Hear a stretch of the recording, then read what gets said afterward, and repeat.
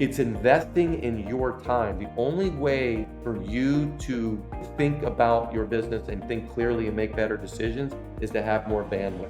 And the only way to have more bandwidth is to remove these tasks that you're not good at and delegate them to someone else.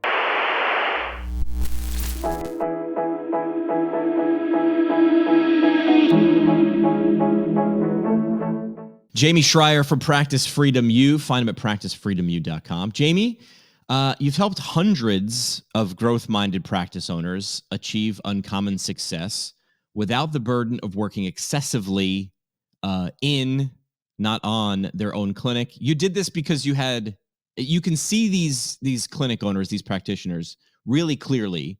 And we've had this conversation before because you were one of these people. That's why it's so easy for you to see this, right? Yeah, it's easy because I've been through the heartache, I've been through the turmoil, I've been through it. So I've lived it for years. So I understand intimately what business owners are going through and how difficult and how emotionally taxing this is, not just on them, but on their family as well on their staff. So yes, been there and done that and got the program, so to speak. Yeah. And the things we're going to talk about today might feel business focused. They might feel finance focused. But this is my opinion. I want yours. These things are rooted in emotions. These things affect you just brought it up, your day-to-day, the thing you're trying to build, the thing you're trying to do when you're not at work with your family. These things wind up affecting people emotionally. Yeah, if you're a business owner listening, watching this right now, nod your head if owning a business is the most challenging, gut-wrenching, emotionally up and down that you have ever experienced in your life. And I'm guessing there are tons of people that are like, yep, it's forget school. School was a breeze compared to you having a business, for you being responsible for your family, for the livelihood, at least in part, depending on your situation, the livelihood of your family, the livelihood of your future, the livelihood of the people that you employ if you have employees. That's a hell of a lot of responsibility. And here we are. We just thought we're just putting a name on the door to treat people the way we want them to be treated because we didn't find that somewhere else. So it is the most challenging thing, at least in my opinion, that I've ever done in my life, and the most rewarding. Yeah. So we've heard from some physical therapists, some sort of frequently asked questions or frequently discussed topics. If you are on most social media platforms and you're rubbing elbows with other PTs, these things come up often. So I'm going to sort of toss you these, and I just want you to, respond like you'd normally do with a practice owner, because again, these things are frequently asked. These things come up often. First and foremost, and this is a topic of discussion a lot recently in the last few years, I'm just starting my practice. I'm on the edge of a diving board. I'm just ready to jump. And I'm hearing discussions online of pros and cons of these two different types of models, and that's insurance and cash. When this question gets asked to you, where does your head go? How do you respond? Yeah, I think Stephen Covey said it best. If you've read The 7 Habits of Highly Effective People, I think most of us have. I think habit number 2, I believe it's number 2, it says, always begin with the end in mind. Such a simple, memorable, little saying, but it means begin with the outcome that you want. Right. So when we're working with patients, the first thing we ask patients is not just what's going on, but what is it that you want to go back to? Well, I want to go back to running. I want to go back to running a marathon. I want to go back to lifting my grandchildren, whatever that is. You're beginning with that end, so you're clear on what we're trying to go after. So I think so many of us owners or soon to be owners get caught up with what's the right way to do it. And the first thing that I tell people, stop thinking in terms of right and wrong. This is business. There's no right and wrong.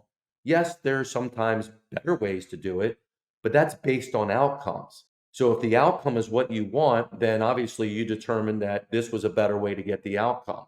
So understanding that you're not trying to find the right way, is it better to have a cash base or insurance based? Well, it depends. What are you looking for? What is it that you want from this? What is your vision? Let's say your vision is, I want to build up 5, 10 clinics. I want to have a $5, $10 million practice and eventually, sell it and, walk away. Doing that in a cash based, it's not impossible to do, but it's very, very difficult and it's not normal. So a bigger company that's looking to spend, $10 million, they want something that they understand. And those companies understand more of your traditional insurance-based model because it's safer, right? Versus a cash-based model that's built around the owner and the owner's branding more. So if that's your goal, then I would say, you know what? I think you should do insurance-based. Obviously, anytime I say insurance-based, you still can have a cash hybrid Right. aspect of it. But if you're like, you know what, I'm really interested in that. I just want to open up a business, maybe have a couple other PTs working for me or PTAs. I just want to focus on, working with this particular population, which I'll talk about in a second. Um, I just want to do that. I don't want to deal with headaches and all that. Well, you know what? Then do a cash-based model because you're going to have a lot more control over those things and you're going to be able to keep it much more lean and it's going to be more profitable for sure if you run it the right way. And it's going to be a simpler model than insurance because you're not going to have a billing company. You're not going to be dealing with, giving away X percent. And you don't need a huge EMR system. Those are all built for complicated Right. insurance-based businesses. So I think getting clear around what is it that you want will help you determine which payment system basically that you want to go with. We've talked about this before. Many people will skip to the how before the what. You're in line with what I suggest to people too, which is who are you looking to talk to, or who are you? Who are you? What are you looking to create? Who are you? What do you want to create? When you figure out a couple of different what's, that's when a why becomes clear. Then you can go to how, where, when. But a lot of people skip to how very, Well, very because early. how is solutions. And guess Correct. what we do for a living? Right. We solve problems. So our brain automatically is going to the solution. Well, guess what? In the world of physical therapy, it's easy for you. Why is it easy? Because you spent years crafting and perfecting this craft. You spent years. Now you're in business, but your mindset is the same. There's a problem, boom, you jump into solving it but you don't have years of understanding. What if you're wrong with the problem that you're Yeah. trying to solve? Then your solution doesn't work. So Right. in this case, we have to be like, wait a minute. Let me get more clear in what I'm looking for. And you bring up a good point, Jimmy.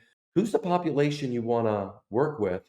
And do you feel that population will go out of the normal traditional insurance model to actually just pay for services?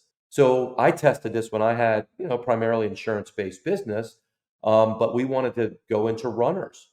I didn't know if runners would pay for it, but one of my therapists was very passionate. And I said, all right, next thing you know, guess what? Runners pay a lot of money Yeah. to be able to run and to be able to run better and run with less problems and to be able to compete at high level things and triathletes and stuff like that. So I'm like, all right. So if you want to focus on cyclists or runners or perhaps golfers or whatever specific population, you have to ask yourself, do you feel, or maybe other people, are they paying for these services? And if the answer is I think so, then you know, cash is an option. If you're like, you know what, I really want to help kind of the underserved population. There's people out there that says, look, I just have it in my heart that I want to help the underserved, which probably means you might be moving into a Medicaid. Well, let's face it, Medicaid population is not going to pay cash. So that kind of begins to answer what you're doing. Now, if you want to say, I really love seniors, I want to do kind of a senior thing, well, then Medicare might be the option, or maybe a hybrid Medicare with some cash based offerings. So it's not an either or. It always begins with what it is that you want. Who is the population you want to most help? And what do you want from this business? That creates the clarity to then determine whether insurance might be a better way to go or cash based. I will tell you this, if you're not sure, start with cash because it's easier to add insurances than to get rid of them. Got it. Okay. A lot of PT students, when I graduated, not that long ago from PT school, but a couple of years ago, we were sort of told, "Listen, wait 5 to 7 years before you open your own business or even start thinking about that." Many students are already planning for this upon graduation. Good nor bad, that's not what I'm asking. But if you have a small solopreneur, someone who has decided this is the model I'm going with, I know where I'm going to be, I know who I'm passionate about serving, I've done the introspection, I know what kind of person I am. But if that person is in need of now finding those people, person needs clients now, I'm sure this comes up often. What do you suggest when this PT is like, I've gone through this health based education system. Now I'm out on my own. Now I'm the brand. I'm the person who's going to be delivering care. How do I find these people now? That comes up a Yeah, lot. What do you say? great question. And before I address that question, I can't believe they're still telling us work 5 to 7 years for someone for a big hospital system. Get they told me that, and I'm old. They told me that crap, and I followed it. And that's why I didn't open up my business, my PT practice for 6 years. And I look back, I knew what I wanted to do. I could have just done it like 1 or 2 years after school, and I would have been moving further faster because no matter what, you have to get over the stuff in business because business is tough. So it's interesting who's telling us it's information because we have to be careful who's filling our head, and it's these wonderful, amazing professors who've never owned a business. So that's just one little side note of Jamie's soapbox. But your question is important because when you are a new business owner, chances are you're a solopreneur. It's just really you, maybe an assistant. There is one thing you have to do and one thing only, and that's to get people in the door and to generate money. If you don't do that, and I'm saying the obvious, but there's a reason why. If you don't do that, you will never experience the amount of stress that you will experience if you can't do that because money causes more stress than anything. Yeah. And I say that because I've talked to a lot of very talented, smart, lot smarter than I am, people that start their businesses and they keep focusing on the programs and what they're going to do and how they're going to deliver the running program and the cyclist program and they're putting together their business plan of this because that's what they were told to do. You know what? That's nice. But here's the thing you need to be able to answer.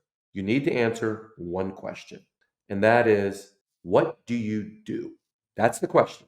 And it's one of the hardest questions to answer. The reason why you have to answer that is because that's what people are going to ask you. Imagine this, you're at a networking event, or maybe you're at a barbecue this summer. People are going to come up and say, "Hey, what do you do?" And if you answer, "I'm a physical therapist," you are going to take the risk of that person knowing what the hell that means. Because we know as physical therapists in our crazy industry, you could get 100 different answers Sure. depending on what specific type of therapy do you do. And you're assuming that person understands exactly what you understand about what you do. So answering that question, we call it creating an XYZ statement. X stands for the who, Y stands for the problem, and Z stands for the outcome. We help X with Y get to Z. What I rarely mention or never mention is how we do it. How? Yeah. That's a secondary conversation if someone says, "That's really interesting. Are you a chiropractor?" "No, actually, I'm a physical therapist." "Oh, so I have a back problem. Is that something you can help?" "Perhaps." All depends on how it started, what it is. It's specific. Is it disc? Is it that? But I'm happy to take a look at it for you if you'd like. "Sure." "Cool. Come on in, schedule. No charge. Take a look, tell you what I think."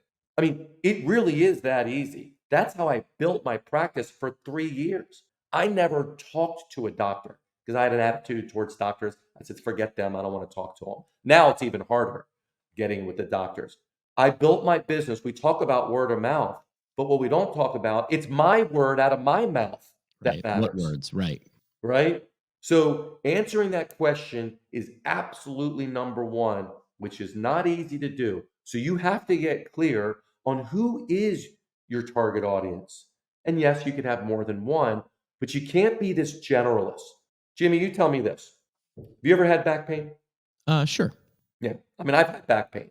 I mean, I have chronic up and down back pain now. It got hurt in college playing football, which was supposed to be touch. It was not touch. And I did not say, my back is killing me. Let me go find a generalist. I want to find someone that does feet, does knees, does necks, does shoulders, and they dabble in the back too. What was I looking for, Jimmy? Specialists. Back specialist, a back specialist. Everyone wants a specialist. Now, as physical therapists, we know we can treat a lot of things really, really well.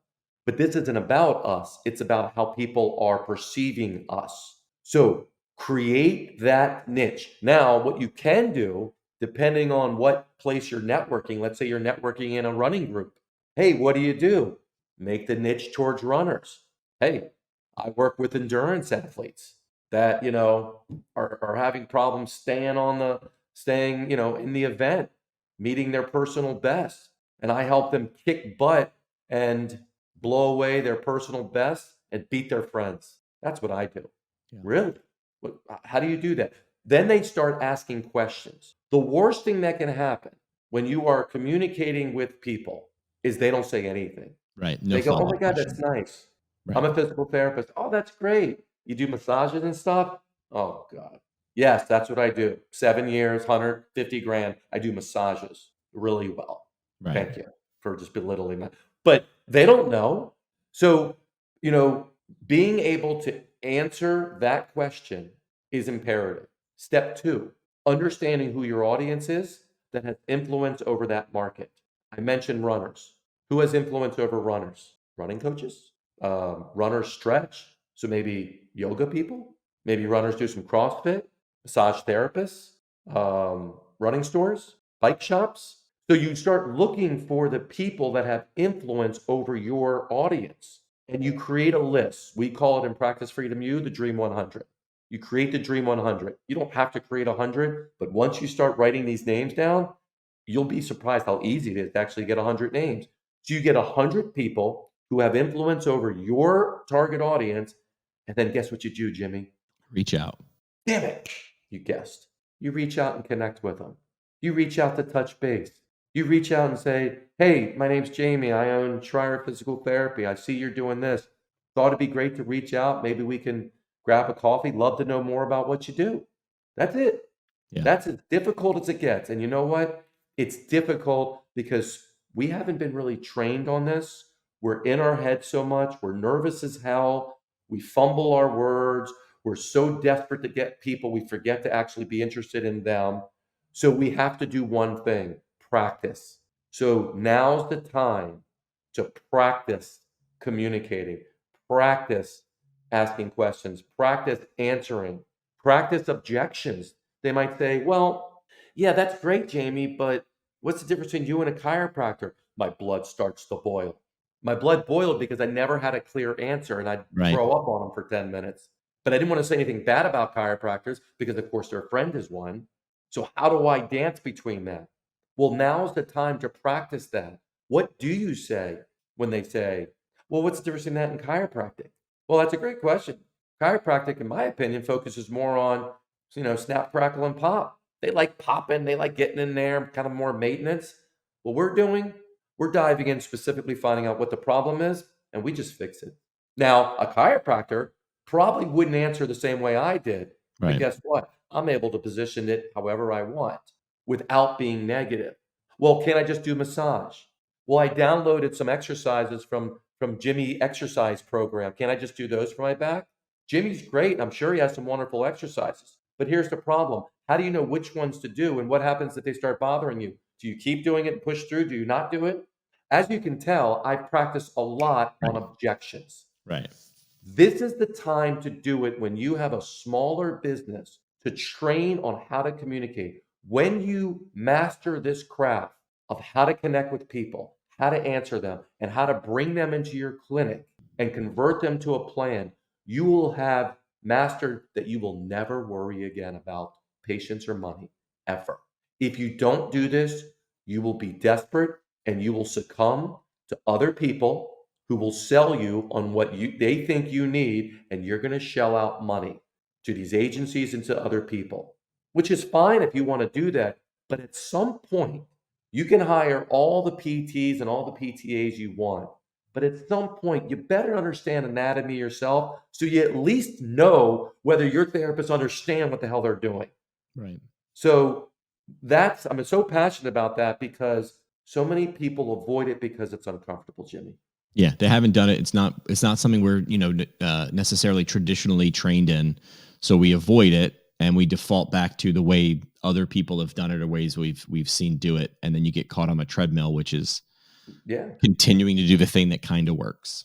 So step 3, we talked about step 1, um, answering the question, "What do you do?" and getting clear on that, your XYZ statement. Number 2, Dream 100, who has influence over people. Number 3, what happens when someone talks to you? They typically will then research you.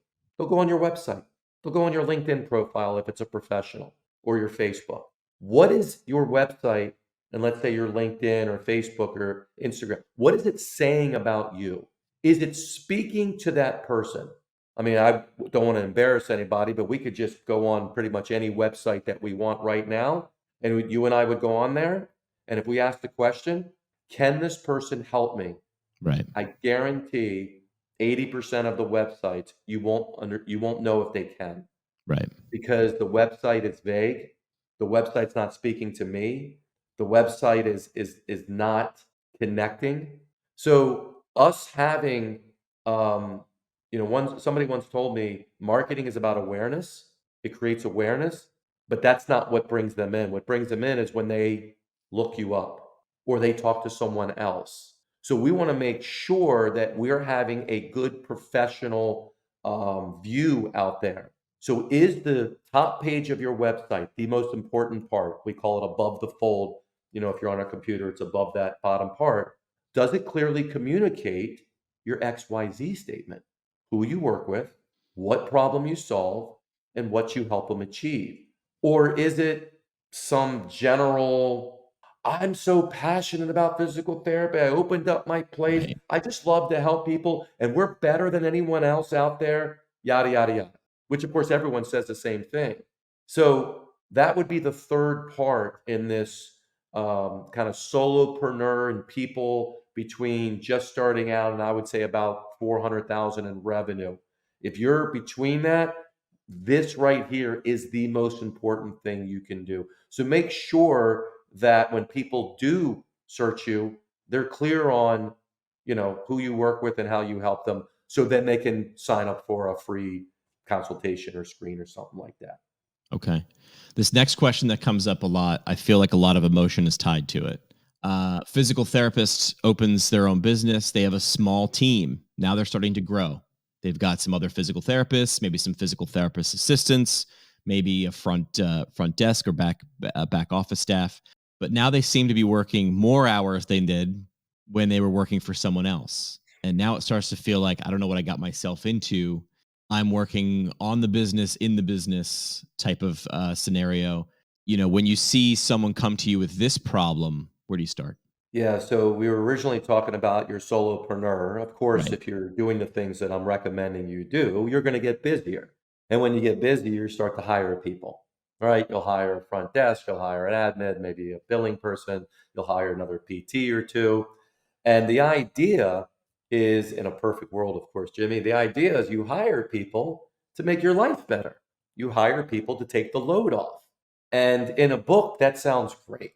But having been someone who experienced it for many, many years, it's amazing that you hire people and I'm working 60 to 70 hours a week, 7 days a week, constantly thinking about the business, constantly working, treating patients, constantly answering questions and dealing with insurance problems, trying to market the best I can. And of course, you go home. What's home for? Family? Heck no. Home is scarf down some food. How's your day, honey? How are the kids? Boom, I got to do an hour and a half worth of notes. And when I was doing notes, they were a little easier than they are today, with the fancy EMRs out there, the notes are freaking even harder because you're clicking on all these things. It's taking forever to do this stuff. And you do that day in and day out. And all of a sudden you're like, I'm working more. I'm paying all these people. I'm actually not making more because I'm paying all my people. So my overhead's higher. What the heck? How do I get out of this treadmill, this trap? So here's how you do it. Here's how we work with our clients that are in this place. And by the way, this is one of the most common places to be in. From a revenue standpoint, chances are you're doing between 400,000 and about 900,000, close to a million. That's revenue because the problems that you have in that world are typically you're hiring people, you're working more, and things are all over the place. So, number one, we got to give you some bandwidth.